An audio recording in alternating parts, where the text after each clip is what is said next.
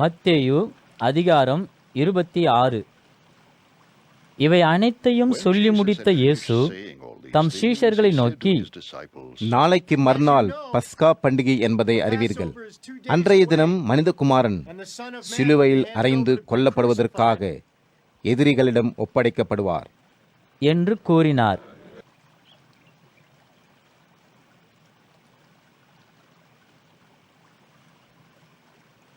தலைமை ஆசாரியரும் வேதபாரகரும் தலைமை ஆசாரியன் வீட்டில் கூடி ஆலோசனை நடத்தினார்கள். தலைமை ஆசாரியனின் பெயர் காய்பா. அக்கூட்டத்தில் இயேசுவை கைது செய்யத்தக்க வழியை தேடினார்கள்.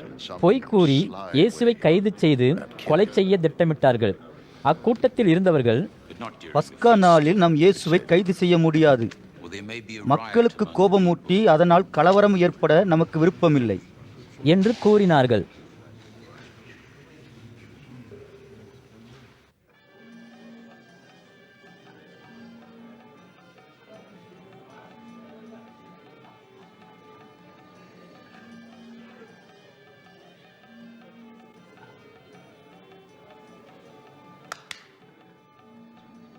இயேசு பெத்தானியாவில் இருந்தார். தொழுநோயாளியான சீமோன் வீட்டிற்கு சென்றிருந்தார். அப்பொழுது ஒரு பெண் அவரிடம் வந்தாள். அவளிடம் ஒரு வெள்ளைக்கல் ஜாடியில் நிறைய மிக விலை உயர்ந்த வாசனை தைலம் இருந்தது. அப்பெண் இயேசுவின் தலை மீது அவ்வாசனை தைலத்தை அவர் உணவு அருந்திக் கொண்டிருந்த பொழுது ஊற்றினாள். அப்பெண் இவ்வாறு செய்ததைக் கண்ட இயேசுவின் சீஷர்கள் அவள் மீது எரிச்சல் அடைந்தார்கள். வாசனை தைலத்தை ஏன் வீணாக்குகிறாய்? அதை நல்ல விலைக்கு விற்றால் கிடைக்கும் பணத்தை ஏழைகளுக்கு கொடுக்கலாமே என்று கடிந்து கொண்டார்கள். ஆனால் நடந்ததை அறிந்த இயேசு, இப்பெண்ணை ஏன் தொந்தரவு படுத்துகிறீர்கள்?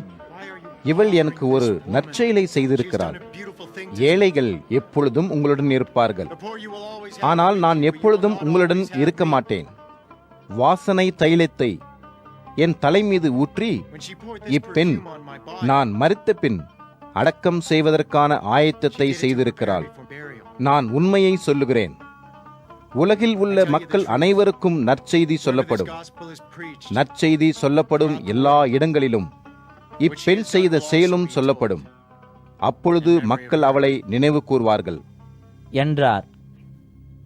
யூதாஸ் காரியோத்தி என்று பெயர் கொண்ட இயேசுவின் சீஷர்களில் ஒருவன் தலைமை ஆசாரியனிடம் பேசுவதற்கு சென்றான்.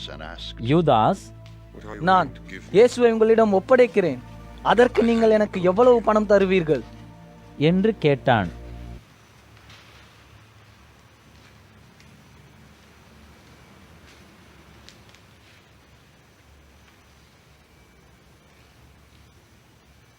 தலைமை ஆசாரியர்கள் யூதாசுக்கு 30 வெள்ளி நாணயங்களை கொடுத்தார்கள்.